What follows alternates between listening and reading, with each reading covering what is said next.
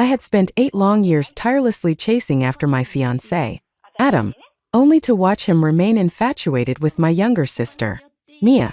Completely disheartened, I gave up and turned to Brandon, a man who had secretly loved me for 7 years. Brandon adored me so much that he even tattooed my name on his tongue. His social media friends consisted solely of me. When I agreed to marry him, he was so moved that he broke down in tears. For a moment, I thought I had finally made the right choice. But on the night before our wedding, I overheard Brandon talking to his friend. "Do you even love Leah? Do you really want to marry her?" his friend asked. Brandon, his voice low and slightly slurred from alcohol, replied, "This is the only way Mia can be happy." His friend sighed deeply. "You're so devoted to Mia. You've loved her in silence for years. Even knowing she was in love with Adam, you let her marry him without a word. Then you chased after Adam's fiancé, and now you've succeeded. But at what cost? You're giving up your own happiness." Brandon's tone grew heavier, yet filled with emotion. "As long as Mia is happy, I don't care what happens to me." Hearing those words, I froze outside the door, as if struck by lightning. Brandon's 7 years of so-called love for me were a lie. The person he truly loved was Mia. He was willing to sacrifice his entire life just for her. How ironic. Everyone loves Mia. No one loves me. Leah. That night, I walked through the rain, crying until my heart felt torn apart. By dawn, I had made a decision. A few minutes later, I received a phone call. "Miss Leah, your purchase of the private island has been successfully processed. It's completely secluded, and no one will be able to find you there. The customized family you requested has also been arranged. They're professionally trained to provide you with unconditional love and care." I responded with a quiet okay. I decided to finalize everything within 30 days before leaving. Since childhood, my parents had always favored Mia. Now, even my 2 fiancés, Adam and Brandon, preferred her. No one loved me, so I would leave this world behind. I would move to the secluded island and start anew, with a family I created with my money. From now on, my parents, Adam, Brandon, none of them would exist in my world anymore. I began preparing documents and arranged to cancel my household registration, ensuring no one could track me down. But to my dismay, the most crucial document was at my parents' house.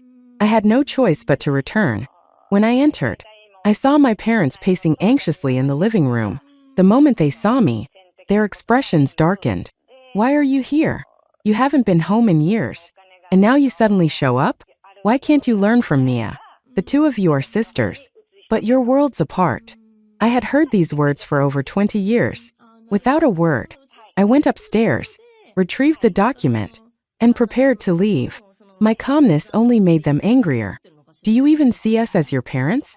You ungrateful, disrespectful child." As they continued yelling, the front door suddenly swung open. Brandon entered, carrying me in his arms. They froze when they saw me standing in the foyer. His intimate posture with her was unmistakable.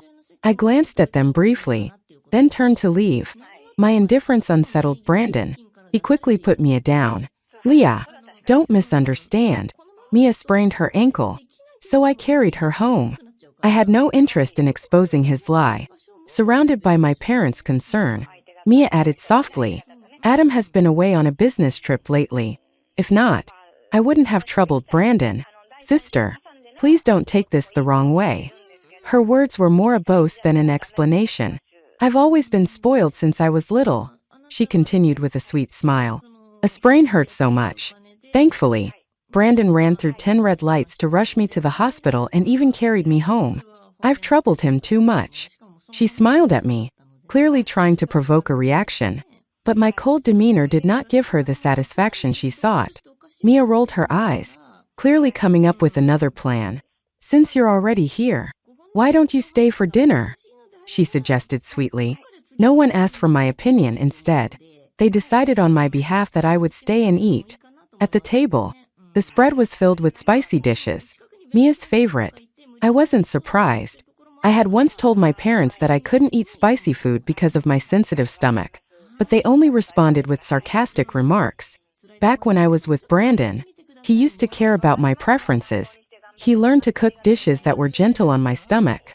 But tonight, His attention was solely on Mia. Any small movement she made had him rushing to hand her napkins or serving her food. I suddenly remembered how, in the past, whenever Brandon came to visit me at my parents' house, his eyes would occasionally drift toward Mia. On her birthdays, he would subtly ask me what kind of gifts she liked. When she was sick, he always had an excuse to leave, saying work kept him busy. Thinking about it now, I couldn't help but laugh bitterly. It was so obvious how much he cared about Mia, and yet I only realized it now.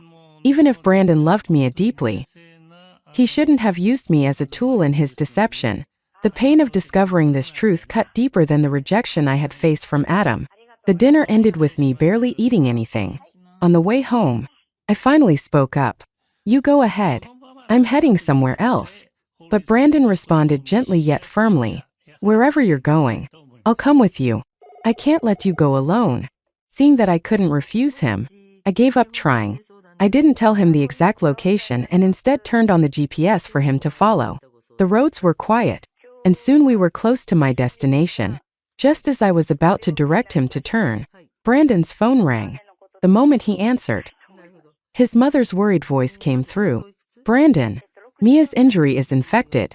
Can you take her to the hospital?" "I'll be right there," he said without hesitation, already preparing to turn the car around. Then he seemed to remember something and glanced at me with a conflicted expression. Before he could stammer out an excuse, I spoke up. "Just go. I'll walk from here." Without another word, I got out of the car. His concern for Mia won out in the end, and he quickly drove off. Watching his car disappear into the distance, I felt a bitter ache in my chest. If he had driven just a little further, he would have seen that my destination was the office where I would finalize the paperwork to cancel my household registration. A clear sign of my intent to leave. But he didn't notice because he didn't care. The process of canceling my registration was swift. Once it was done, I returned home. Not long after, Brandon also came back, looking apologetic. "Leah," he said softly, "you'll be marrying me soon. When that happens, Mia will be part of our family too. That's why I care about her. But it doesn't mean anything. You have to know that you're the only one in my heart." I couldn't understand how Brandon could lie so smoothly. My heart was exhausted, and I didn't have the energy to keep up this charade anymore. "I'm not feeling well. I'm going to rest," I said flatly. Brandon seemed startled by my coldness but didn't think too much of it. He probably assumed I was still upset about him leaving earlier to help Mia. In an attempt to make it up to me, he canceled all his work obligations and spent the following days taking me out on dates. We had candlelit dinners, strolled through upscale shopping districts, and even watched movies together. But when we arrived at the theater and sat down, I saw a group of people enter. In the middle of the crowd was Mia. Brandon's expression didn't change outwardly, but I could feel his attention shift. His gaze kept drifting toward her. I lost interest in the movie and suggested we leave early. Though he hesitated, his eyes lingering on Mia for a moment, he ultimately chose to leave with me. Just as we stepped out of the theater, a commotion erupted behind us. The theater had caught fire. When the shouts of the crowd became clear, Brandon's face changed.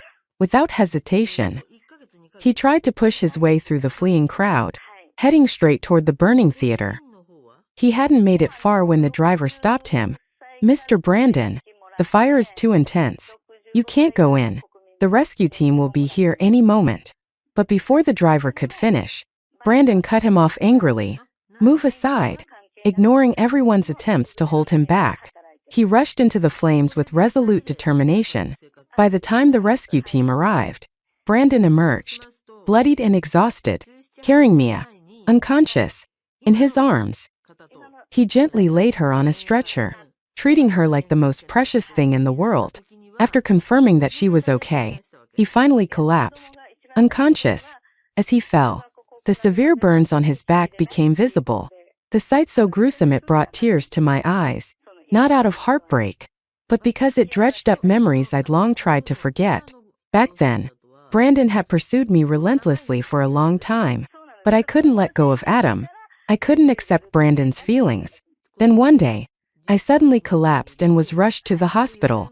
That's when I found out I had kidney failure. Desperate, I called my parents, begging them to come for compatibility testing, but they refused without hesitation, saying they were about to go on a trip with Mia. It's not like kidney failure will kill you instantly, they said dismissively. If it gets worse, let us know after you're gone.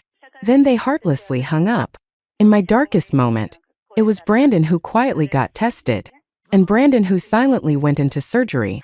It wasn't until after the operation that I found out he had donated his kidney to me. I sat by his hospital bed, crying for what felt like forever. When he woke up and saw my swollen, tear-streaked face, he pulled me into his arms. "Don't cry. I did this willingly," he said softly, but those words only made me cry harder. In that moment, I thought maybe I should stop waiting for something that would never happen. Maybe I should turn to the person who was always by my side. I began to fall deeply in love with him, only to later discover it was all a lie. Thinking back now, Brandon had always been someone who could risk everything for love, but the person he had always been willing to sacrifice everything for was Mia. This time, Brandon's injuries were severe, and he was hospitalized for a long time. I avoided visiting him, even when his assistant told me repeatedly that Brandon wanted to see me. I ignored it all. One night, as I was sleeping, I suddenly felt a weight on me. Startled, I woke up to find Brandon lying beside me, still in his hospital gown. It was obvious he had snuck out of the hospital. He clung to me silently, and I had to struggle several times to push him off. "Why are you here?" I demanded. His voice was filled with sadness. "I missed you," he said softly, his tone tinged with vulnerability. "You haven't visited me at all these past few days. Is it because I ran back to save Mia? I'm sorry. I was wrong. I shouldn't have left you to help someone else. But she's your sister, and it was an emergency. Please, believe me when I say the only person I care about is you. Don't be angry with me anymore." His words were earnest and sincere. If I didn't know the truth about who he truly loved, I might have believed him. He had rushed back so desperately, yet I couldn't muster any trust or forgiveness. He didn't care about how I felt. What he truly feared was that I might see through his feelings for Mia, that our wedding would face obstacles, or that Mia's desires wouldn't be fulfilled. But he would soon have nothing to worry about. I would disappear entirely from their world and live with the happy family I had created for myself, even if that family was fake. It didn't matter. After all, the real world had never given me even a shred of love. What meaning was there in dwelling on what was real or fake? I wasn't angry, but to prevent him from doubting me, I added casually, "I've just been feeling under the weather lately, afraid I'd pass it on to you. That's why I haven't visited." Hearing that, Brandon immediately reached for his phone, probably to order medicine. I interrupted him. "I'm fine. You're the one who hasn't fully recovered yet. You should head back to the hospital." Though my words sounded concerned, my face betrayed no emotion. In truth, I looked as though I was urging him to leave. Brandon hesitated, feeling slightly uneasy, but dismissed his suspicions as overthinking. He obediently stood up to leave. Yet, when he saw me lying motionless on the bed without any intention of walking him out, he stopped in his tracks. With a hint of grievance, he muttered, "If you're not coming with me, I'm not leaving." We went back and forth like this until I sighed in resignation, got dressed, and followed him downstairs. During his stay at the hospital, he barely left my side, clinging to me incessantly.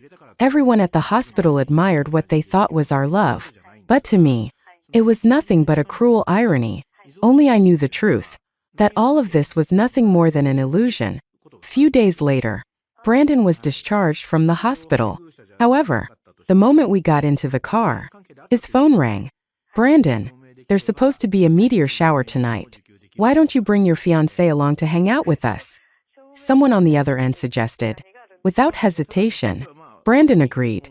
I didn't want to go, but, afraid he might sense something was off, I reluctantly tagged along. Upon arriving at the gathering spot, I realized the attendees weren't just Brandon's friends. Mia was there too.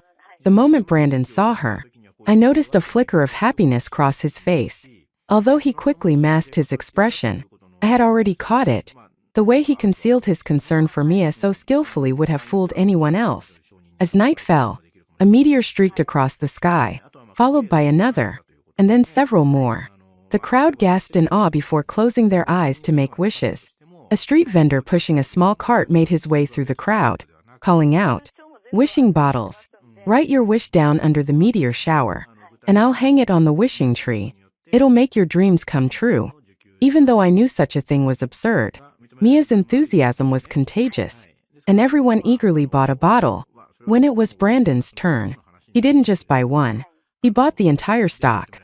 His friends couldn't help teasing him. "Brandon, what are you going to do with so many bottles? Write on all of them." "Exactly. You've already got everything you could want. Why do you need so many wishes? Isn't that a bit greedy?" Brandon just smiled faintly, ignoring their comments, as if lost in his own thoughts. Hearing those words, Brandon turned his head to look at me, his gaze soft and tender. "I can go without anything, but I hope Leah has everything." As soon as he finished speaking, one of his friends teased him. "Brandon, you're really a lovesick fool. Absolutely whipped." If anyone else were teased like that, they might have been embarrassed. But I said nothing, merely watching the cart full of wishing bottles. Then I quietly wrote my own wish. Brandon, curious, leaned closer to see, but I quickly hid the paper. "If you see it, it won't come true," I said lightly. Hearing this, he didn't press further. Instead, he reached out and patted my head. "Leah, your wish will definitely come true." I smiled faintly, saying nothing, but inwardly, I agreed with him. Yes, my wish would absolutely come true. Before sealing my wish inside the bottle, I opened the paper one last time to look at it. The words I had written were simple. "May Leah and Brandon never meet again." After Brandon finished writing wishes for the pile of bottles he had bought, the meteor shower was almost over.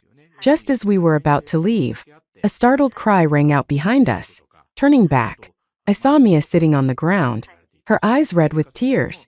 "I think I've twisted my ankle. It hurts so much," she said, her voice trembling with helplessness. Brandon immediately panicked. Without a second's hesitation, he rushed through the crowd and carried her on his back, heading down the mountain. I didn't stop him. I merely stood there silently, watching as everyone gathered around Mia, showering her with concern. Then, while they were occupied, I turned and climbed back up the mountain alone. I found the vendor who had helped us hang our wishing bottles earlier, handing him a generous sum of money. I asked, "Can you take down the bottles we just hung?" Not long after, I sat down at a random spot, opening each bottle Brandon had written a wish for. One by one, I unfolded the notes. "I hope Mia is happy every year. I wish Mia a beautiful life. May Mia always be healthy and surrounded by good people. To the girl I love, Mia, may you live a life full of peace and happiness." All 99 bottles, every single wish, bore Mia's name. Not one of them mentioned me. My vision blurred with tears, but I quickly blinked them away. I left the bottles scattered on the ground, not caring what became of them, and began walking down the mountain. When I reached the bottom, I saw Brandon pacing anxiously. The moment he spotted me, he rushed over and wrapped me in a tight embrace. His voice trembled with fear. "Leah, where were you? After I came down the mountain, I couldn't find you anywhere. Thank God you're okay. Don't ever leave my sight again." His worry seemed so genuine that his friends couldn't resist teasing him. "Brandon, relax. There's only one path down the mountain. She couldn't have gone far. See? She's perfectly fine. You're so worked up. It's almost endearing how worried you get." Their words were clearly meant to reassure me, as if trying to convince me that Brandon truly cared. But I ignored them. My gaze went straight to Mia, whose ankle was now wrapped in a bandage. The way she smirked subtly, with a hint of triumph, told me everything. Her expression seemed to say, "You see, everyone says he loves you, but deep down, we both know the person he truly cares about is me." A deep sense of humiliation surged within me, but I forced it down. "It's fine. All of this will end soon." That day passed uneventfully, but not long after. It was Mia's birthday.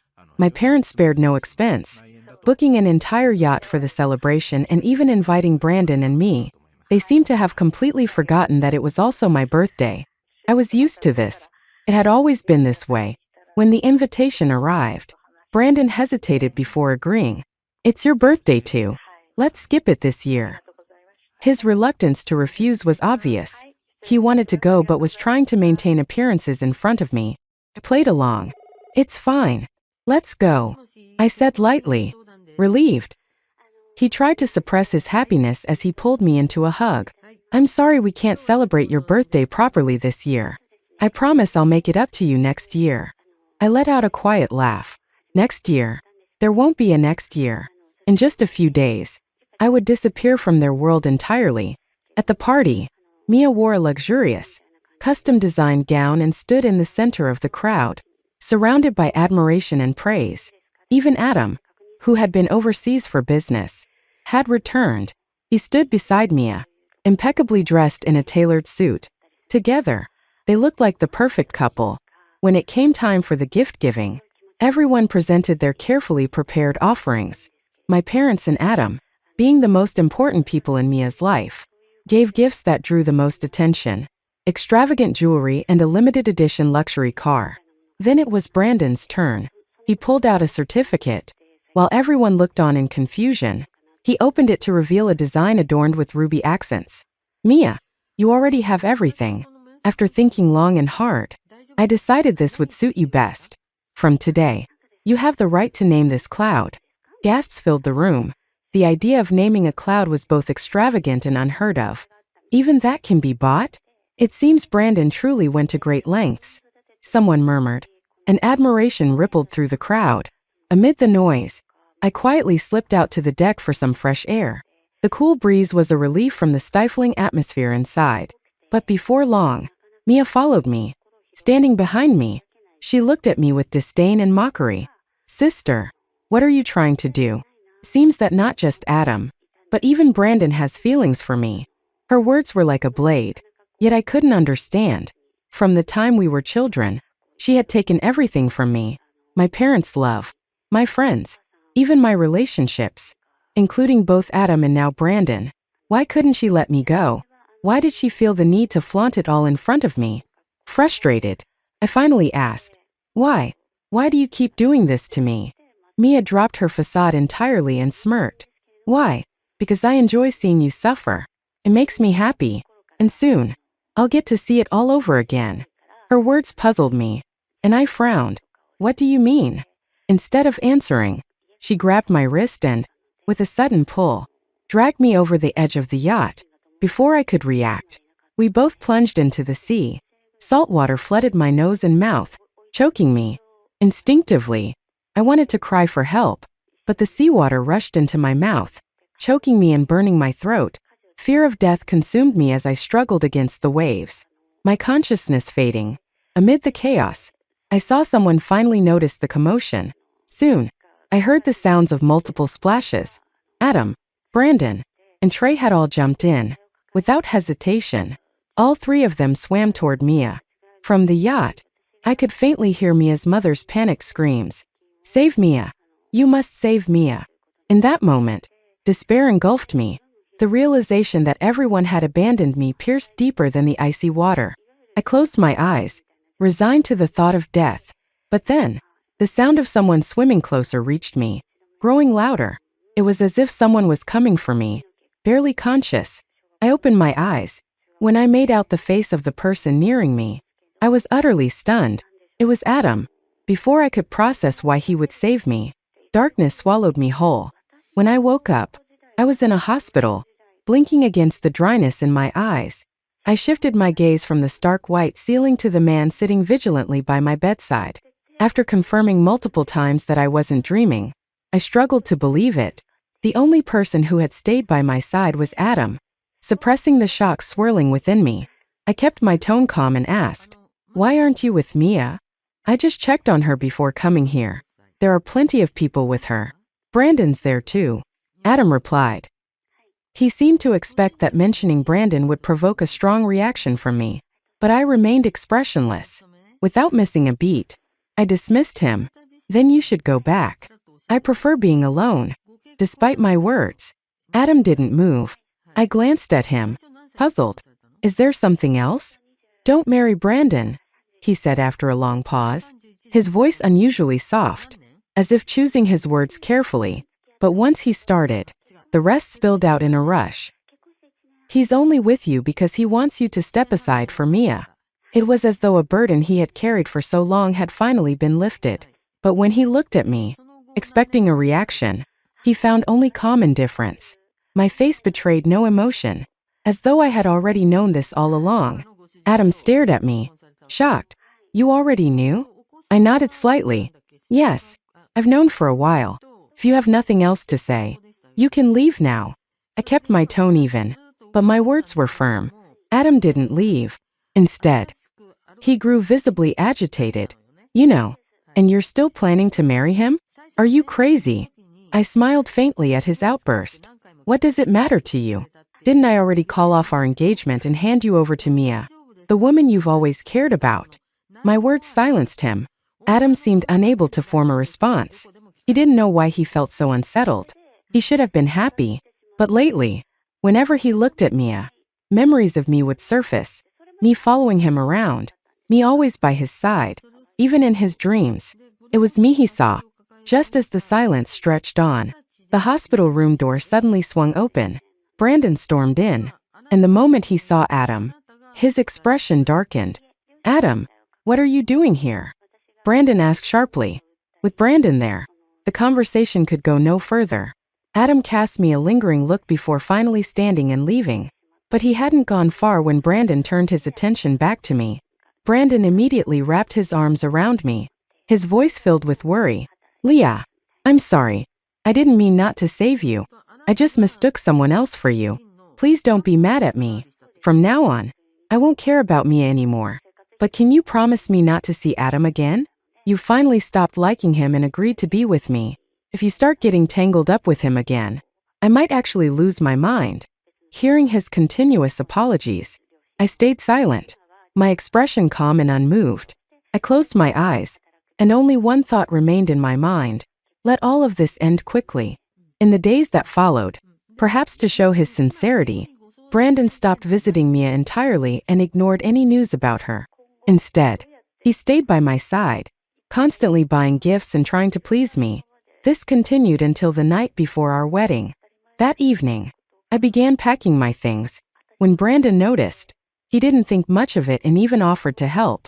However, after some time, he realized that the items I was organizing were all related to him. Photos he had taken of me, hundreds of love letters he had written, and gifts he had given me during the time he pursued me. Then, he found a notebook. Opening it, he discovered it was filled with meticulous notes about my preferences and habits. Aliyah has a sensitive stomach and can't eat spicy food. Learn to cook 365 nutritious meals for her. Aliyah is afraid of thunder and often forgets to carry an umbrella. Always show up when it rains. Aliyah loves cherries. Plant an entire cherry orchard for her behind the house. Aliyah feels lonely, no matter what. Always be there whenever she looks back. The notebook was packed with notes, every page covered in his handwriting. Brandon read through it line by line, and by the end, he let out a soft laugh. Leah, pursuing you was so hard, but I'm glad I stuck with it. When I looked at his sincere eyes, I couldn't help but feel a moment of hesitation. He truly had done so much for me. If I hadn't heard with my own ears the words he said about Mia, I might have believed his affection was real. Yet, as he stood there, holding me tightly, I knew that his heart belonged elsewhere. Oblivious to my thoughts, he pulled me into his arms. Leah, I can't believe the day is finally here. Tomorrow, I'll marry you and take you home as my wife. Tell me, after today, you'll really be mine, right? I shook my head. No. From the moment he betrayed me, there was no future left for us. Just then, the butler entered the room, looking slightly hesitant. Before the wedding, it's tradition for the bride and groom not to see each other. Young master, you should go to the hotel now. Hearing this, Brandon remained where he was, holding me tightly. I want to stay with Leah, he insisted. The butler seemed uneasy, unsure how to proceed, and was about to say more when Brandon's phone suddenly rang. He glanced at the screen, and his expression froze. After a brief moment, he let go of me and stepped aside to answer the call. I couldn't hear what was being said on the other end, but when Brandon returned, his demeanor had changed. His embrace felt distant, almost mechanical, as he said, Leah, I'll see you tomorrow. I knew Brandon left not because of the butler's suggestion, but because of the phone call he had received. It was Mia calling him. Yet, I didn't say anything to stop him. I just silently watched his figure disappear behind the villa doors. After he left, I looked at the neatly packed suitcases. Everything was moved to the front yard of the villa. I had instructed the staff to prepare a fire pit in advance. Although they didn't know the reason, they didn't ask and simply did as I requested. Now, I threw each item from the boxes into the flames. Photos, notes, journals. When the last photo burned to ash, I looked at the smoldering remains and smiled faintly. Brandon, all our memories are gone, and so is our future. In the quiet of the night, unnoticed by anyone, the bride of tomorrow pulled her suitcase out of the villa. Without a backward glance, I stepped into a car. As the engine roared to life, I removed my SIM card, snapped it in half, and tossed it out the window. If no one loves me, I'll love myself. Goodbye, Beijing. Goodbye, everyone. There wasn't a direct flight to the remote island, so I had to first fly to the nearest country and then take a boat. By the time I arrived, it had been an entire day and night. The transfer of ownership had already been finalized. Stepping onto the island, I saw the villa I had designed waiting for me. Everything had been prepared exactly as I had envisioned. The interior was fully furnished, ready for me to move in. I had also purchased a yacht, knowing that getting on and off the island might be inconvenient in the future. Though I doubted I would ever leave, it was better to be prepared. Standing at the grand gates of the villa, I felt a rare sense of satisfaction. This was where I would live from now on. I took out my phone to contact the family I had custom ordered to ask when they would arrive. But before I could dial, the villa doors suddenly opened. A refined and handsome young man stepped out, looking at me with a hint of surprise before quickly recognizing who I was. Smiling, he stepped aside and invited me in. "Come in, please," he said warmly, then called out to the others inside. "Hey, the owner's here. We've been waiting for you all day," he added. Two more people soon appeared, an older woman with a kind face and a dignified-looking man. The woman spoke first, introducing herself. "My name is Anna. I'll be the mother you requested. And this is Mr. Chi-jun, the father you requested," she said, gesturing to the man beside her. Before I could respond, the young man who had greeted me earlier spoke up with a bright smile. "Hello, I'm Lucas Tran, the boyfriend you ordered." Back in Beijing, the wedding between Brandon and me was held at the largest hotel in the city. The event had attracted immense attention, with most of the city's elites in attendance, eager to witness what was being hailed as the wedding of the century. As the ceremony was about to begin, a staff member rushed backstage, breathless, whispering something into Brandon's ear. The crowd couldn't hear what was said, but they saw his previously joyful expression freeze, then slowly darken. Brandon waved the staff member away and turned his back to the crowd, hiding his face from their gaze. The wedding was about to start, but the bride had yet to appear. Someone suggested, "Shouldn't you check with her side to see if something's wrong?" Brandon couldn't shake the feeling of unease that had been gnawing at him since the day before. His heart pounded like a drum as he pulled out his phone and dialed a number he had memorized long ago, despite never saving it. The line rang for what felt like an eternity before the call was abruptly cut off. In that moment, Brandon felt his heart plummet, refusing to believe the worst. He stubbornly dialed again, but this time, the line went straight to a busy signal. Disbelief flickered across his face. Blocked? Could she have blocked me? Desperate, he switched to calling the villa directly. After several rings, someone finally picked up. Brandon didn't wait for pleasantries. "Where's Leah? Have you seen her? Did she forget what time the ceremony starts? Hurry up and remind her. The wedding is about to begin." His voice grew increasingly uncertain with each word. Leah had never been someone to lose track of time. And now, with her blocking his number, dread crept deeper into his mind. The other end of the line erupted into chaos as staff scrambled to search for me. Moments later, a trembling voice came through. "Sir, we couldn't find Miss Leah anywhere in the villa, but we did find the wedding dress. It's been burned in the garden." As the words hit him, Brandon felt as though his mind had gone completely blank. A ringing sound echoed in his head. drowning out everything else. Without a second thought, he bolted onto the stage, his eyes scanning the crowd frantically. When he noticed Adam wasn't present either, the tension inside him snapped. The only thought left in his mind was that I had run away. Ignoring the murmurs and gasps from the guests, Brandon dashed out of the banquet hall, leaving chaos in his wake. His abrupt exit stunned everyone, and whispers quickly spread through the room. Meanwhile, Adam picked up Brandon's call almost immediately. "Brandon." Adam's voice sounded confused, his breathing steady. Brandon's reply, however, came in a near collapse. "Where are you? The bride didn't show up, and I left the ceremony. Everything is falling apart." Back at the banquet, the wedding everyone had anticipated so eagerly descended into pandemonium. Guests whispered among themselves while the Robert family scrambled to salvage the situation. In the end, it was Mia's parents who stepped forward to calm the crowd, sending guests away and apologizing profusely. Once the hall had emptied, they finally pieced together what had happened. Upon learning that I had fled, their expressions darkened. "That troublemaker," Mr. Robert muttered coldly, his face shadowed with anger. "She ruined the wedding and humiliated the Robert family." Mrs. Robert, however, was lost in thought. She turned to Mia, who still stood nearby, her face blank with confusion. A sudden sense of unease rose in her chest. "Leah and Brandon were doing fine together," she said hesitantly, as if trying to convince herself. Why would she run away like this, so suddenly? Today, Adam also didn't show up. Mrs. Roberts' casual remark, could she have regretted stepping aside for Mia and gone to bother Adam again? Was merely a passing thought. But once spoken aloud, the idea gained traction, and the more everyone thought about it, the more plausible it seemed. Their expressions changed, and they hurried to the Smith family home. It seemed that people's ability to unite came at the most inconvenient moments. Those aware of the situation all assumed I had run away to find Adam. Fortunately, Adam wasn't at home, preventing a chaotic scene at the Smith estate. Adam himself had no idea what was happening. All he felt that day was a heavy sadness, knowing I was about to marry someone else.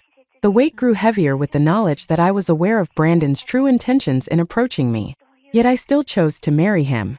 Frustrated and unable to bear the thought, Adam headed to a private club owned by his family. In the dim light of a private room, he ordered a table full of drinks and started drinking alone. He didn't want to attend my wedding, didn't want to see me in a wedding dress walking toward someone else, saying, "I do." Amid his drunken haze, his phone suddenly rang. It was Brandon. Adam, still dazed, was confused as to why the groom, who should have been at his wedding, was calling him. He absent-mindedly gave Brandon his location before he could think to ask why he was calling. Before he could utter another word, the line went dead. The abruptness left Adam wondering if the entire exchange had been an alcohol-induced hallucination. He downed another glass of liquor, each sip fueling his growing urge to call off his engagement with Mia. His mind was a whirl of conflicting thoughts as he stared at his phone. A voice in his head urged him to call the Robert family and end it once and for all. Just as he lifted the phone to make the call, the door to the private room burst open with a loud crash. Blinding light from the hallway flooded the dim room, revealing the mess of scattered bottles, and Adam slouched on the sofa, phone in hand. For a moment, Brandon thought he had come to the wrong place. Frowning, Brandon flipped on all the lights in the room.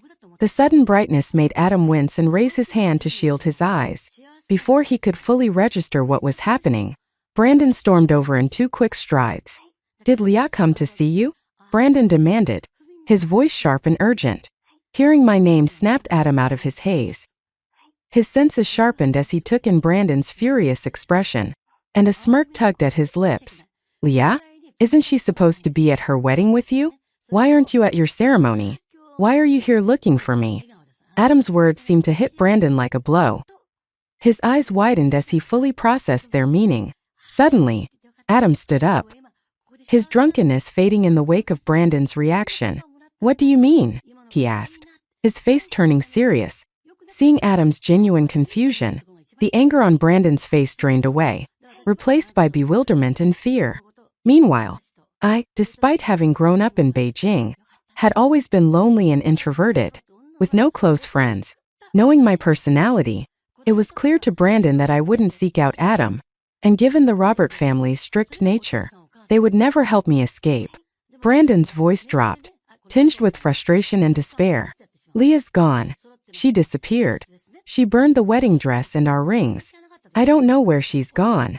Brandon collapsed onto the sofa, his eyes staring blankly ahead, losing all focus. Adam, upon hearing Brandon's words, was momentarily stunned, unable to believe it. Despite having told me that Brandon didn't truly care about me, Adam had never expected me to actually leave. But as he recalled our conversations, a spark of realization lit up in his mind. It wasn't that she didn't care about Brandon, she had already planned to leave. Yet, even after leaving, I hadn't sought him out. Where could she possibly have gone? Adam was lost in his thoughts, unaware that his silence had caught Brandon's attention.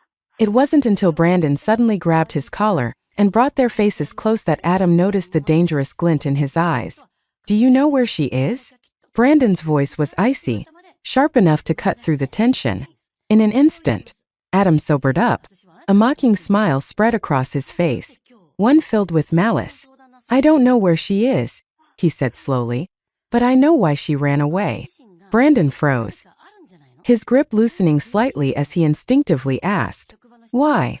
His voice trembled, betraying the fact that he was entirely clueless about my thoughts. Until now, he had assumed I left to find Adam, but this revelation threw him into turmoil. Jealousy and confusion churned inside him. How could Adam know something about me that he didn't? Adam's reply, however, was a direct blow to Brandon's composure. Do you remember the day she woke up after falling into the sea? Adam's tone was calm, almost taunting. Think about it. What do you think we talked about during the time we spent alone? Brandon's heart pounded in his chest, unease gnawing at him. He wanted to turn and leave, to escape whatever answer was coming, but his legs felt like they were moving through quicksand. Each step was slow and uncertain. Adam, noticing Brandon's attempt to flee, didn't hold back. He delivered his words like a knife to the heart. I told her everything. Adam said coldly. I told her you didn't approach her out of love, but because you had an ulterior motive. I told her the person you really cared about was Mia, and that marrying her was just a way to get her to step aside for Mia. Adam paused briefly, watching Brandon's steps falter. Then, with a cruel edge in his voice, he added, do you want to guess how she reacted after hearing that? Adam wasn't looking for a response. Instead, he continued, answering his own question with a hint of mockery. She wasn't surprised, not even a little. She wasn't hurt, and she didn't doubt my words. Because, Brandon, she already knew. She knew it all along. Brandon's breathing hitched, and his movements became more frantic, almost as though he were trying to outrun Adam's words. I used to think she was so in love with you that she didn't care if you didn't love her back, that even knowing your motives, she'd still stay by your side. Adam admitted, his voice tinged with bitterness. I was jealous of you back then, but now I realize I was wrong. She didn't stay because she didn't care. She stayed to destroy you in the end. Adam's final words landed like a thunderclap, but by the time he finished speaking, Brandon's figure had disappeared entirely from the room. It was as if he hadn't heard Adam's parting words at all. Or perhaps, he had chosen not to. He slowly walked to the doorway and watched as Brandon hurried down the stairs, his disheveled figure retreating like a man running away. That pitiful sight made everything crystal clear to Adam. For a moment, he felt an odd sense of satisfaction. Why should I be the only one to suffer? He thought. Turned out that even Brandon, the man who had seemed so composed, was no different from him. And compared to Brandon's actions, Adam felt that at least his own were less despicable. Adam turned back to the messy room, called someone to clean up, and then left the club without a backward glance. The chilly night wind brushed against his face as he exhaled deeply. Looking at the number he had prepared to call before Brandon arrived, he hesitated for a moment, then turned off the screen and flagged down a car. The chaos surrounding my disappearance had undoubtedly escalated. If Adam's guess was correct, the Robert family and Mia were likely at his family home right now. They were no different from Brandon in their assumptions about me. 15 minutes later, Adam pushed open the doors to his family home. Just as he expected, the Robert family was seated neatly on the sofa in the Smith family living room. A smirk tugged at the corner of his mouth. See, I wasn't wrong. At the sound of the door opening, all three members of the Robert family turned their eyes toward him. When they saw he had returned alone, they glanced past him with visible disappointment, clearly searching for any sign of me. She didn't come to find me, Adam said with a shrug. His words were met with disbelief. Mr. and Mrs. Robert frowned, their expressions filled with disapproval. If she didn't come to find you, who else could she have gone to? With her personality, she doesn't have a single friend in all of Beijing, Mr. Robert snapped. She's nothing but trouble, Mrs. Robert added, her tone sharp and laced with disdain. Her bitter expression made it clear that in her eyes, I was nothing more than a disgrace.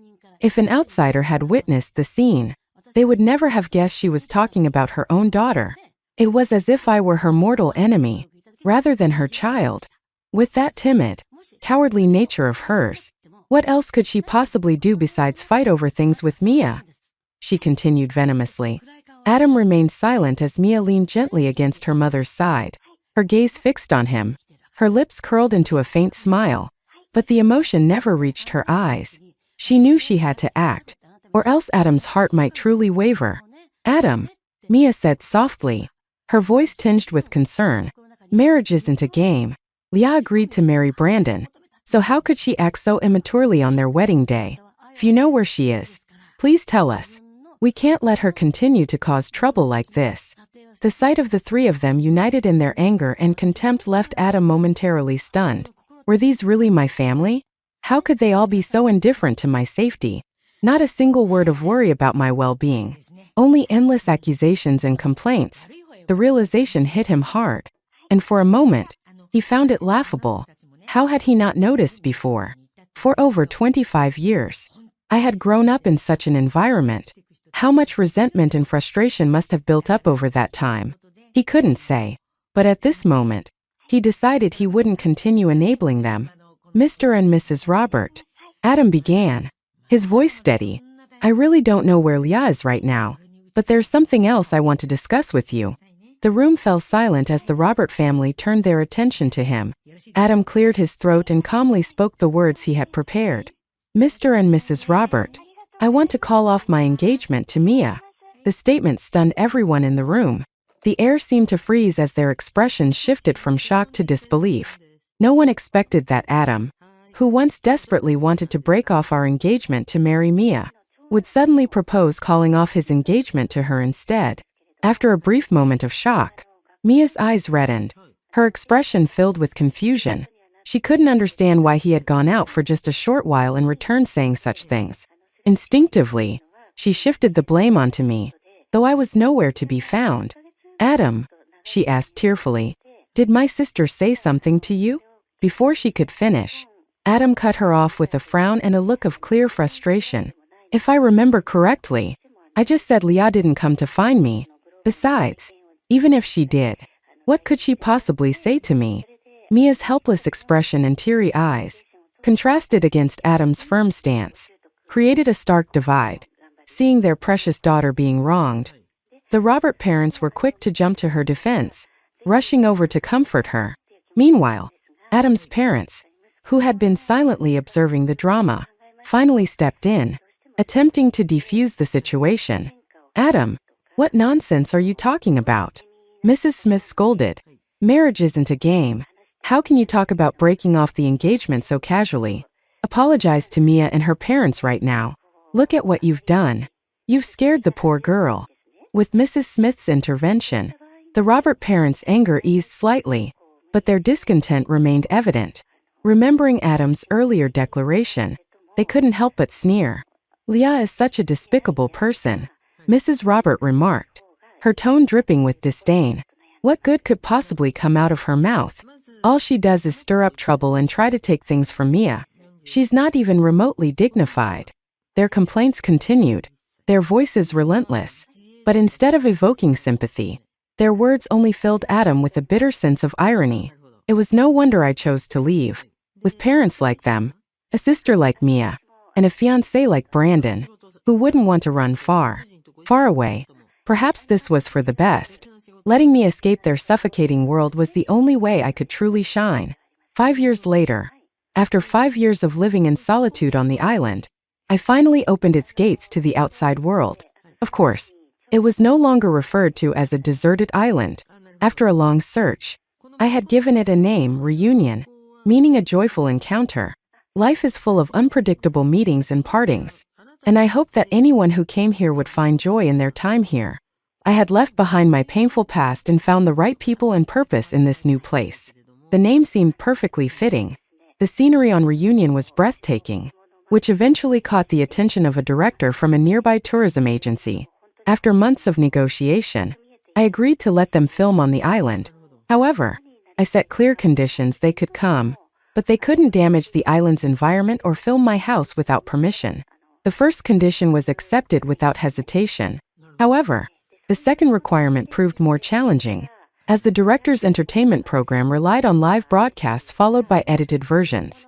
This meant there would inevitably be moments they couldn't fully control. After lengthy discussions, both sides compromised. For the live broadcast, the crew promised to avoid filming the four of us, and if we inadvertently appeared in any footage, the director would ensure that the scenes were blurred out immediately during live broadcasts and removed entirely in edited versions.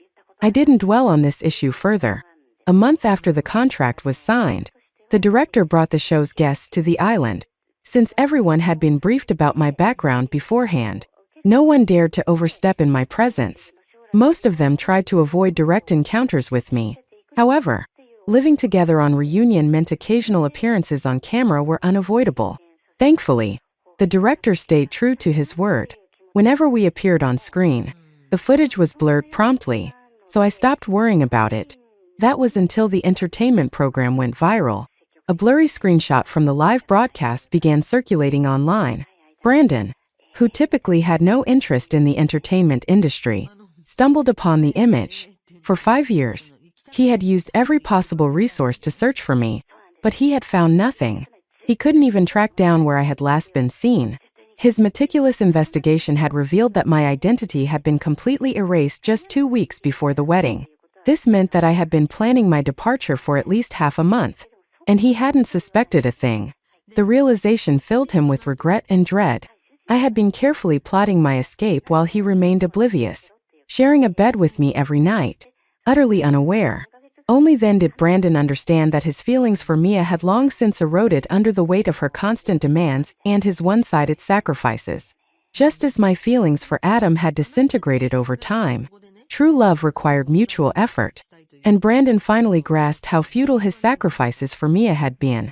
After years of exhausting himself for her happiness, he had turned to me, pretending to love me as if I were his entire world. And yet, it had been me who stayed by his side every day, who shared his burdens and supported him through illness. No matter how much Brandon didn't want to admit it, he had fallen in love with me long ago. But his obsession with chasing Mia had blinded him to his own heart. Now, he wanted to find me and tell me that his feelings for me were genuine. But 5 years of failure had shattered his confidence into countless pieces. Even Adam, who later willingly left his family and broke off his engagement with Mia, began mocking Brandon. Adam laughed at his delusional hopes and inability to accept reality.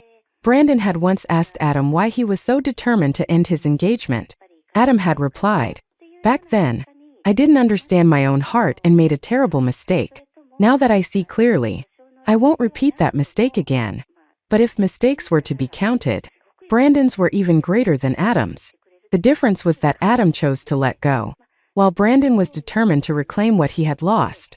That viral image became a sensation online. It all started with a sharp-eyed viewer of the entertainment program. The image of Lucas Tran's blurred-out face during a live broadcast caught their attention. Despite the blurring, the viewer quickly captured a screenshot and posted it online. However, the network's blur tool couldn't keep up with the speed and sharpness of the internet-savvy audience's eyes and reflexes. The moment the image hit the web, speculation exploded. A viral post with a single blurry image spread across the internet. "This man is so handsome. In 3 minutes. I want to know everything about him." The post quickly gained traction, attracting a flood of comments agreeing and sparking widespread discussions. Normally, Brandon wouldn't pay any attention to entertainment news. But after 5 years of relentless searching for me, he had tried every avenue possible. It was only natural that he wouldn't overlook the broad reach of social media. That's how the image eventually found its way to him. First, he didn't think much of it. It was just a picture of some man. But for reasons he couldn't explain, he found himself taking a second look. That second glance changed everything. When he zoomed in on the blurred section of the photo, he noticed the faint outline of a woman tending to some flowers. Though the image was too unclear to make out her features, something about it struck him. He felt certain it was me. To confirm his suspicions, Brandon contacted the production team responsible for the show, eventually obtaining the director's contact information. For the director, receiving a friend request from a high-profile CEO of a billion-dollar corporation was an unexpected surprise. He initially assumed it might be a sponsorship opportunity for his show, and eagerly accepted the request. Before he could craft a proper greeting, a message from Brandon arrived. Where was this filmed? Attached to the message was the viral photo. The director immediately recognized Brandon's true intent. He wasn't here for sponsorship but to gather information about the island owner. Faced with this realization, the director hesitated. If he told the truth, he might establish a good relationship with such a powerful individual. However, revealing details about a private island without the owner's consent risked their entire production team being banned from the island.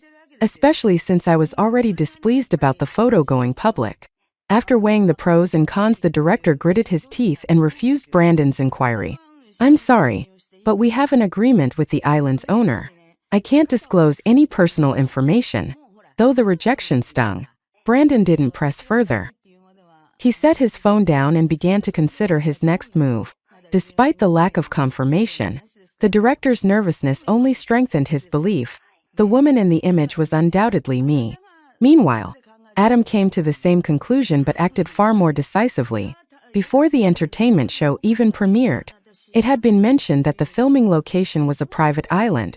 Using that information and piecing together footage from the show, he quickly narrowed down the possibilities. He traveled directly to North America, photo in hand, seeking out those who dealt in private island transactions. It didn't take long for him to pinpoint the island where I lived. Taking a boat to the island's shore, he waited silently aboard, never stepping onto the island itself. First, I didn't think much of it. Supply deliveries had been scheduled for the past few days. So when I saw a yacht approaching, I assumed it was carrying provisions. Without hesitation, I grabbed Lucas and headed to the shore to greet it. However, when we arrived, there were no supplies. Only Adam, standing silently on the deck of the boat. Leah, he said. I turned to leave, but his voice stopped me. It was soft and gentle, yet carried an undercurrent of complexity I couldn't quite decipher. I didn't turn back, but I also didn't leave. I simply stood there in silence, waiting for Adam to say what he had come to say. It had been so long since we'd had a proper conversation. Adam, unfazed by my indifferent attitude, seemed content just to see me again. But if he could find his way here, then it was only a matter of time before Brandon showed up too. Clearing his throat, Adam spoke in a careful tone. I came here to tell you 2 things, he began. First, Mia and I have called off our engagement. Second, Brandon might also come looking for you. If he does, will you consider going back home? His words confused me, prompting me to turn and look at him. What does your broken engagement with Mia have to do with me? I asked flatly. Adam opened his mouth to explain, but I had already turned away, uninterested in his answer. As for the word home, it only brought a bitter smile to my lips. This island was my home. Where else could I possibly return to? As for Brandon, so long as he stayed off this island, it didn't matter to me where he went or what he did. I reached out to take Lucas Tran's hand, gripping it tightly as we walked back toward the island.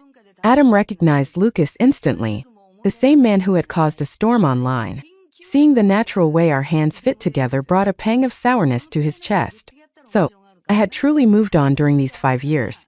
I no longer needed any of them, but as he thought about it more, Adam let out a bitter chuckle.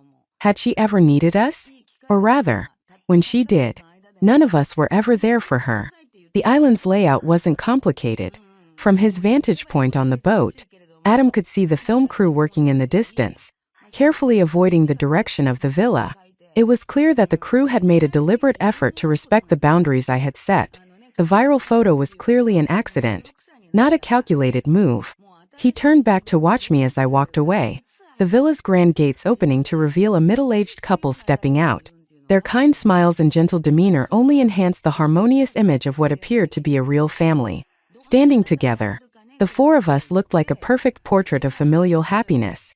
"Leah, I wish you happiness," Adam murmured softly before turning to signal the boat's departure.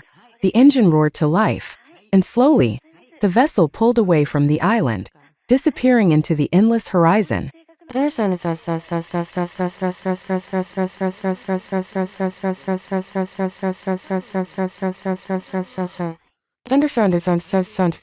The entertainment program's filming had reached its final day. After today, Reunion Island would return to its usual peaceful state. Not only was I relieved, but so were Anna and David Tran. Though they didn't oppose interacting with others, they still disliked appearing on camera.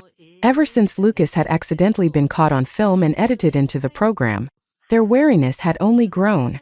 Thankfully, the crew had been respectful, choosing to film only on the far side of the island. Even so, knowing the crew would soon leave brought a sense of relief to all of us. I let out a long breath, vowing never to allow such disruptions again. "Leah, come inside. Lunch is ready," Anna called, her warm voice breaking my thoughts. She stood in the doorway, wearing an apron and smiling gently. David followed closely behind her, his demeanor honest and grounded. "Anna made sweet and sour ribs today. Your favorite. Come quickly and try them before they get cold. It won't taste as good then." After 5 years of living together, our interactions had become completely natural. Anna and David, who had always wanted children but couldn't have any, treated me as if I were their own daughter. Originally, they had become my parents at my request, but over time, their care for me deepened. To them, I wasn't just fulfilling a role, I was their real, obedient, thoughtful, and cherished child. Clearly, this was a family I had hired with money, yet I treated them with genuine respect. I had heard that they were orphans, with no parents of their own. That shared circumstance made them feel as though we were destined to be a family. Coincidentally, they had no children, and coincidentally, I had no parents. The meal passed joyfully. Lucas sat beside me, attentively picking out food for me, peeling shrimp with care. The island was rich in seafood, but I never found it particularly appealing. It wasn't until later that Lucas discovered I simply didn't enjoy raw or unprocessed seafood. From then on, he naturally took on the task of preparing it properly. After a satisfying meal, I walked to the other side of the island to check on the entertainment show being filmed. Since it was the last day, the crew took it easy on the guests. A group of men and women laughed and chatted loudly, filling the area with lively energy. As I stood there, observing the cheerful scene, I couldn't help but reflect. In the past 5 years, apart from supply deliveries, no outsiders had set foot on this island. Being a private island, no one could come here without my explicit permission. It had been a long time since I had experienced this level of liveliness. While I was lost in thought, Lucas approached with a plate of fruit, noticing my distant gaze toward the lively group. He handed the plate to me before casually sitting down on the ground beside me. I didn't take the plate, unwilling to hold it without a table to place it on. Instead, I gave him a subtle look, signaling my refusal.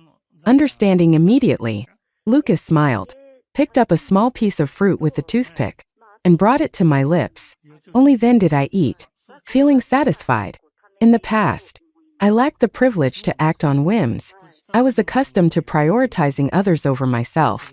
But here, I was the center of everyone's attention, the one who could afford to be a little demanding.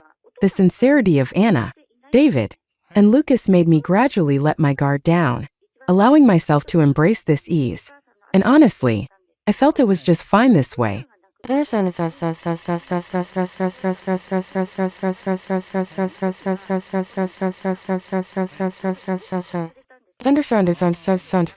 Brandon finally arrived on the island, but he didn't come alone. Accompanying him were Mia and her parents. The Robert family hadn't been doing well in recent years. Adam had left to build his own business, And his first act of success was to directly compete with the Robert family, taking over part of their market share. Initially, the Robert parents had planned to use marriage as a way to solidify their status. But Mia, spoiled by their overindulgence, had become difficult to manage. After Adam broke off their engagement, she caused constant disruptions at home. They couldn't bear to marry off their youngest daughter, while their eldest, me, had faced 2 failed engagements, vanished without a trace, and even erased my identity. They had no idea where I had gone or how to find me. It wasn't until Brandon claimed to have discovered my whereabouts that they finally learned of my existence. Secretly, the Robert parents decided that when they saw me, they would teach their ungrateful daughter a lesson.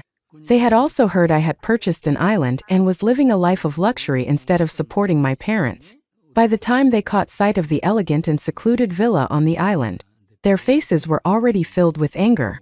Any thoughts of reconciliation, as Brandon had suggested, were completely forgotten. Not that there was much to reconcile. There had never been any misunderstandings between us.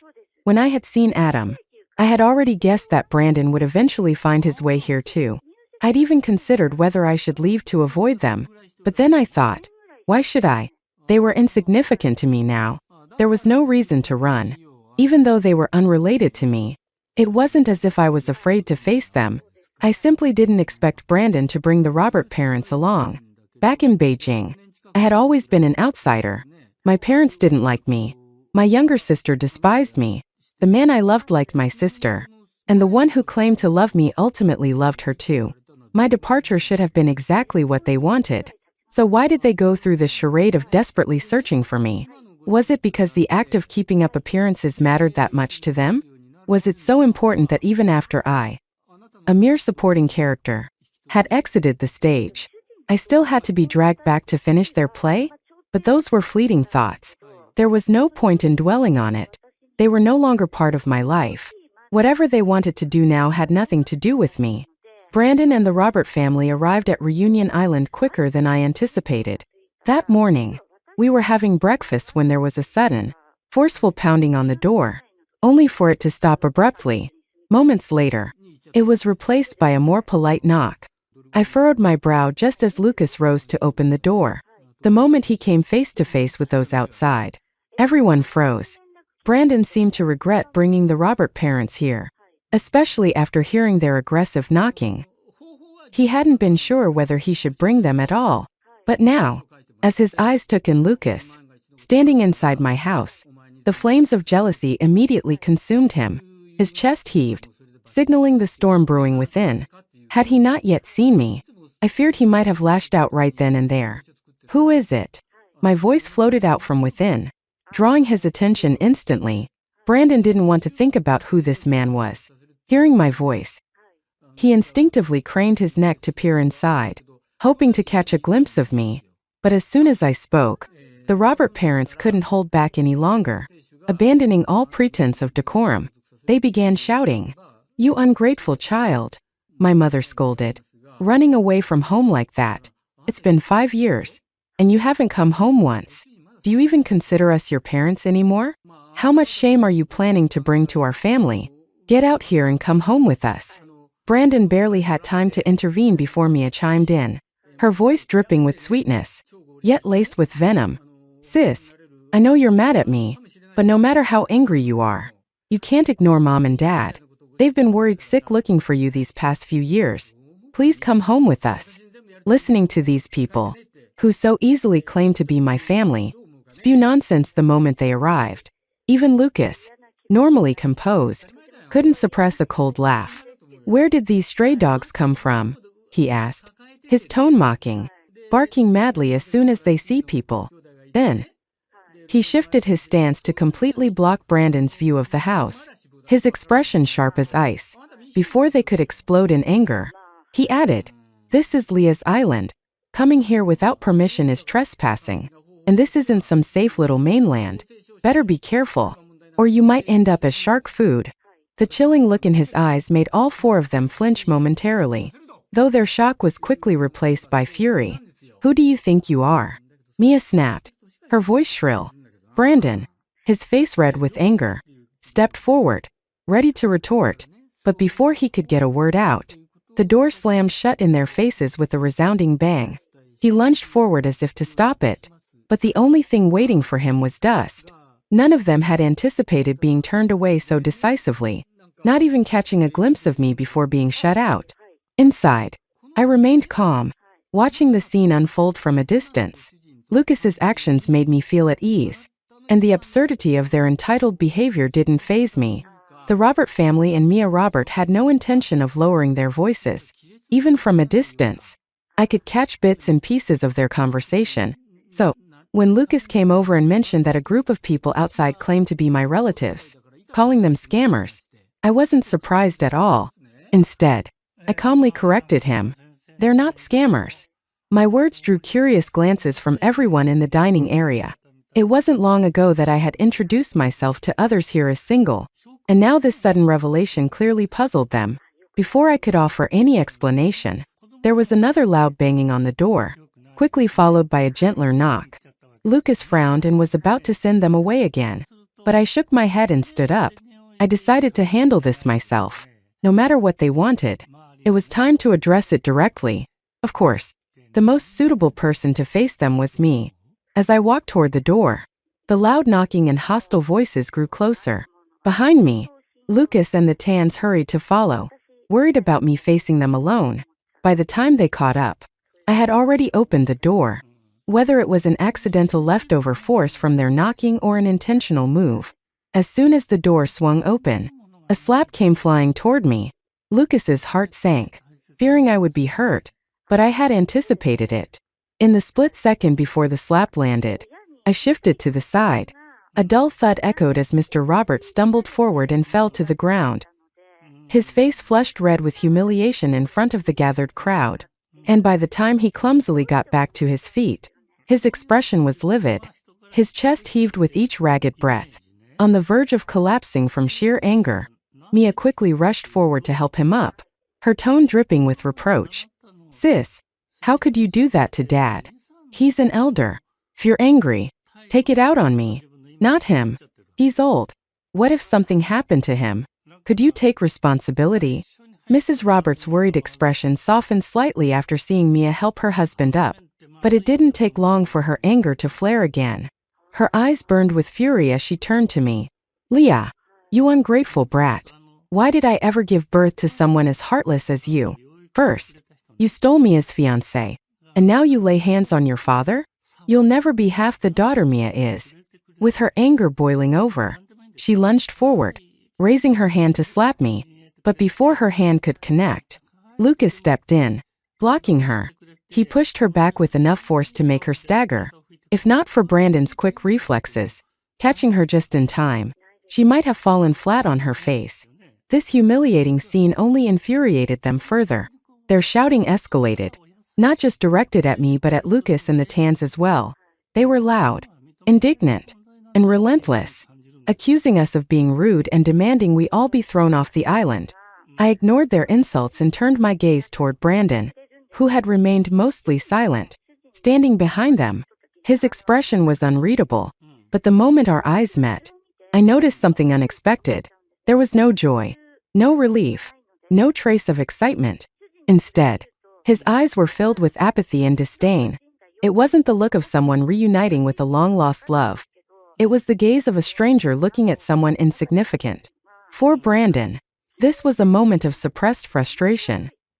He had gone through so much trouble to bring the Robert family here, yet I greeted them with indifference and cold detachment. He felt an unexplainable bitterness swelling within him. First, he thought that if I were to meet the Robert couple and Mia Robert after so many years apart, we could perhaps reminisce about the past. He knew our relationship hadn't been particularly close before, but they were still family. After all, there's no grudge that lasts overnight between parents and children. As long as we sat down and talked things through, everything could be resolved. At least that's what he believed. On the way here, Brandon had even given specific instructions, telling them not to be so confrontational. If there's anything to discuss, sit down and talk it out properly, he'd said. The Robert couple and Mia had agreed very clearly at the time. He couldn't understand why they caused such a scene upon arrival. Deep down, Brandon knew part of this mess was his fault. That's why he tried to suppress the bitterness rising in his heart. Carefully organizing his words before speaking, "Leah, it's been a long time," he began, his voice subdued. "I've missed you. For the past 5 years." He had thought endlessly about meeting me again, but countless times, his efforts had ended in failure, making him believe that he might never see me for the rest of his life. Now, seeing me here in front of him, countless words swirled in his mind, but he didn't know where to start. He wanted to revisit old memories, to say something meaningful, but I, the person he had longed for day and night, showed no interest at all. "You brought them here to cause trouble for me, didn't you, Brandon?" My tone was calm, but the weight of my words pierced him. "Other than running away, have I wronged you in any way? You didn't love me. You only pretended to, wanted to marry me, so I wouldn't stand in the way of Mia, Robert, and Adam." I took a step closer, my voice sharpening as I continued. "I didn't hold it against you for deceiving me, for using my feelings just to make Mia happy. Isn't it enough that I left? Can't you erase it all and let me live in peace? Why do you have to keep appearing in front of me?" I stopped speaking and turned my gaze to the Robert family, Mia and her parents, whose angry stares bore into me. "You call me ungrateful," I said, my voice tinged with quiet resentment. "But have you ever fulfilled your responsibilities as parents? Have you ever treated me as your daughter for even a single day? You accuse me of stealing from Mia? How ridiculous. Everything she wanted, I gave up for her.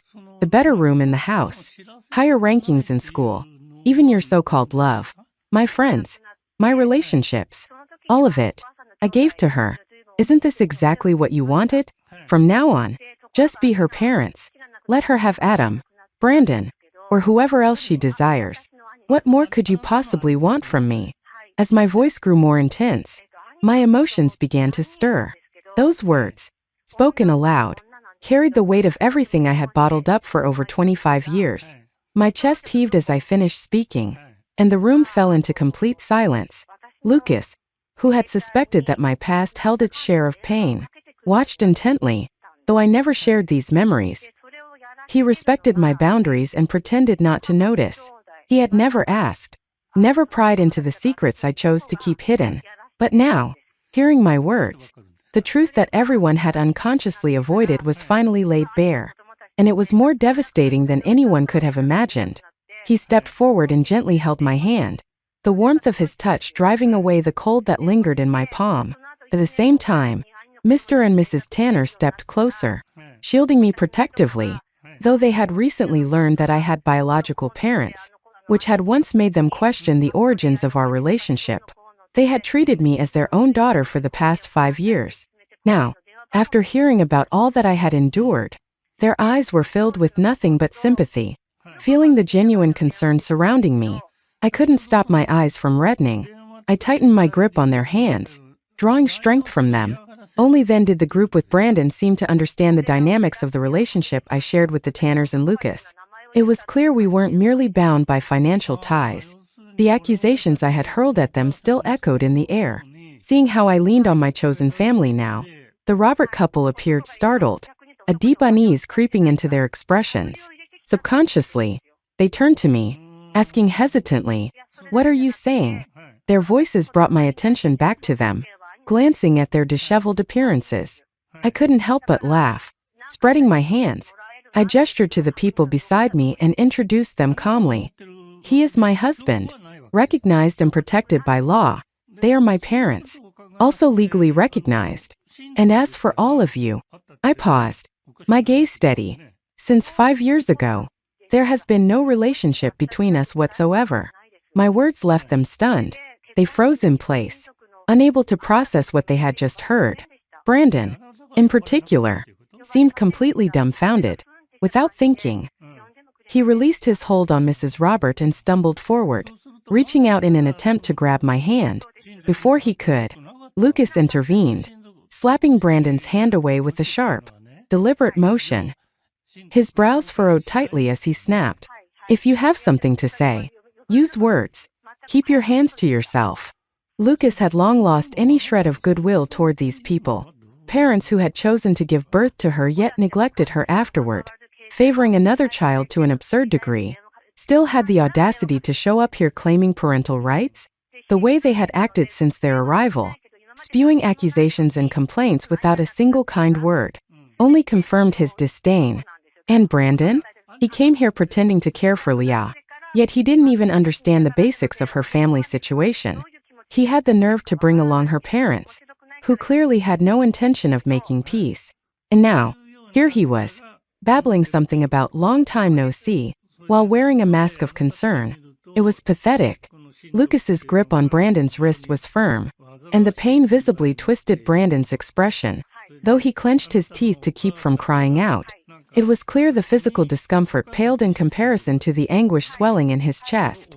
Brandon no longer dared to step closer, standing just out of Lucas's reach, his face pale. He began to speak in a strained voice. "Leah, it's not like that. I've liked you from the beginning, even before you left. I was just too slow to realize it. But during the 5 years you've been gone, I've been living in constant pain, like a knife cutting into me every single day. I dreamed about seeing you again, about telling you how sorry I am, how much I regret everything. Please, can you give me another chance?" As I looked at him, eyes filled with desperation, I felt no sympathy, no softening of my heart. I stood there silently, watching him perform his sorrowful act, my expression unreadable. Inside, however, I felt nothing but indifference, calculating how much of his sincerity was genuine at this moment. I couldn't tell. After all, with his acting skills, he had been able to convince me he loved me wholeheartedly while loving someone else. Now, who could say whether his words were real or fake? I didn't respond. His eyes fell on my hand, which was tightly held by Lucas, as if a realization struck him. His face grew agitated. "I get it. You're just still angry with me. Right, Leah? I'm sorry. I'm so sorry. Okay, I looked into it. He's just someone you paid for. Isn't he? But those 7 years we spent together, that was real. I mean it. It was real. Look, I even brought our wedding rings. I had yours repaired and engraved with both our names. Promise, from now on, whatever you say goes. If you don't like the Robert family, I'll cut ties with them entirely. Please, Leah, don't leave me." By the time he finished, his voice was trembling with emotion. His display so heartfelt it made Tanner and May waver slightly. Could it be that he really loved me? They glanced at Lucas, their expressions uneasy. Their bond with me had started with money, and even though the past 5 years had deepened our relationship, could it truly replace the connection I once had with Brandon, who had been with me through so much?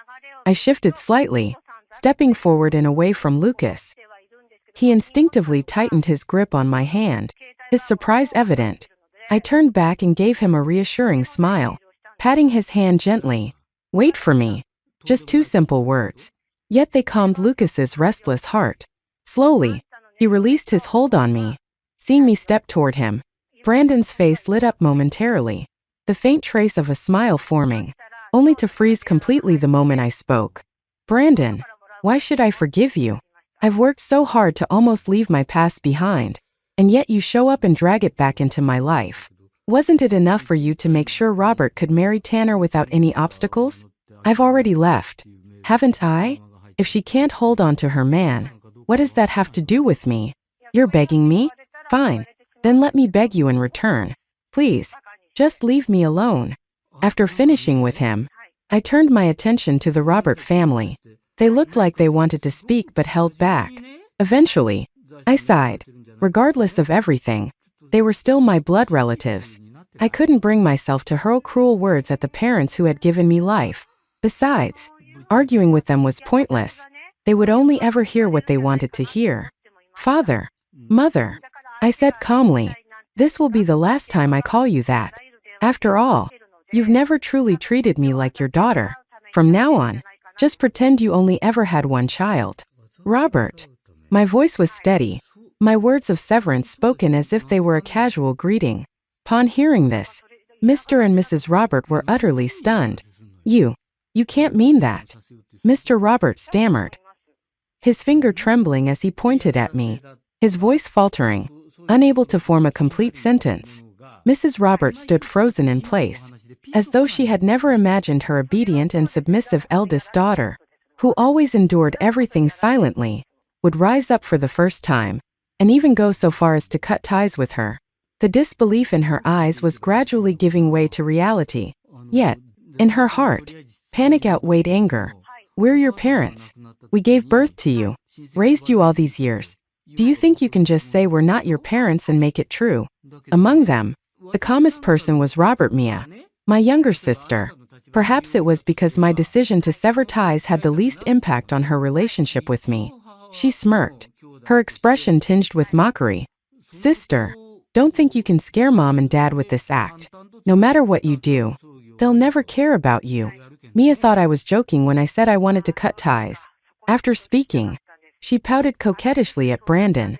Brother Brandon, my sister is being so unreasonable. You should take care of her. I was lost in my own world, entirely indifferent to their refusal to leave.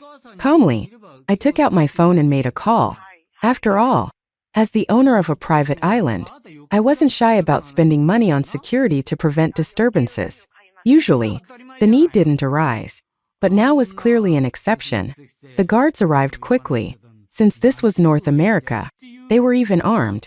The sound of guns being loaded echoed loudly, and the four of them finally realized, to their shock, that I truly intended to sever ties with them. Mr. and Mrs. Robert hastily stood up, helped by Mia and Brandon, as they stumbled toward the boat.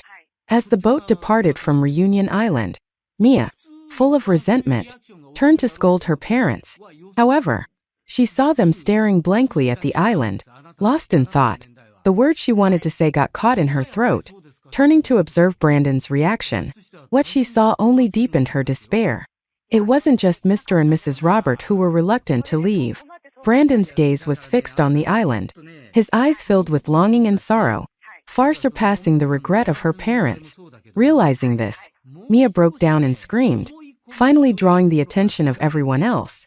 In the past, her parents would have been heartbroken to see her upset and would have tenderly asked what was wrong before joining her in cursing me. But this time, their reaction was completely different. The sharp sting of a slap rang out, the sound spreading from her reddened cheek. She stood there, eyes wide with disbelief, tears of indignation welling but not yet falling, as Mr. Robert's voice, filled with disgust, thundered in her ears. Crying, crying, always crying. That's all you know how to do.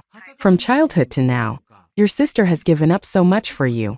And now, because of you, she doesn't even acknowledge us as her parents anymore.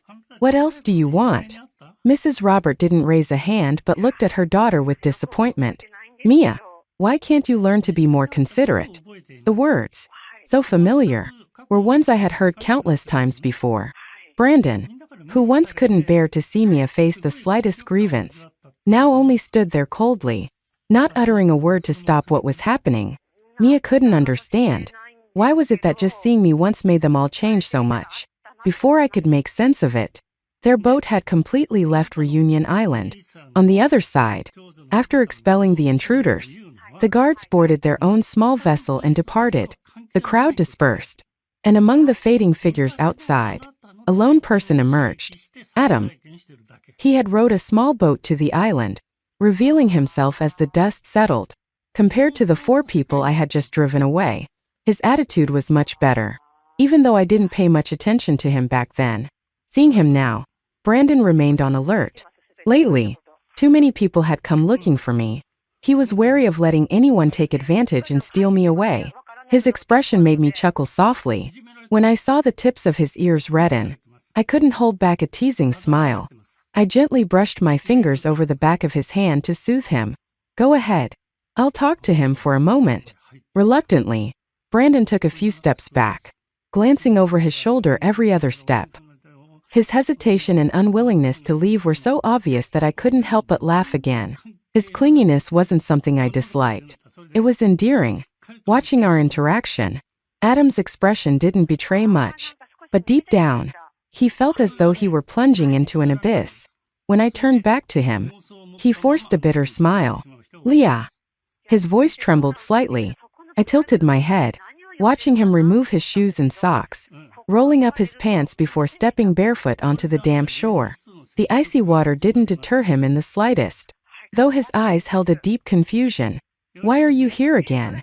My tone carried a detachment entirely different from the warmth I showed to Brandon. Am I not welcome? He asked softly. I truly just wanted to see you. I didn't stop him from stepping onto the island. Adam seemed a bit relieved, as though it meant that in my heart, he wasn't as unwelcome as the Robert family or Brandon. Noticing my gaze linger in the direction of Brandon as he walked away, Adam hesitated briefly before speaking again. Just as a friend. I didn't look at him. My eyes remained fixed on the distant horizon, my voice calm and steady, devoid of any discernible emotion. I don't want to be friends with any of you. Adam fell silent, waiting quietly for me to finish speaking. But fine, I said at last. I don't entirely dislike you, at least in the past. You didn't do anything wrong to me. You just didn't like me. Loving someone doesn't mean that love will be reciprocated. It's something I chose to endure. And later, regardless of your intentions, at least you never hurt me. You even saved my life. I paused, my gaze still distant. But now, I have a new life, a new family, a new love. In their world, I'm the center of everything. And I love living this way, not wanting to be disturbed further. I finally turned to look directly at him. He lowered his head, unable to speak, a faint air of pity surrounding him. The words he seemed to want to say got stuck in his throat, rendering him silent and helpless. I sighed softly. All right then, welcome as a guest, but only as a friend. After saying this, I waved him off, not lingering any longer.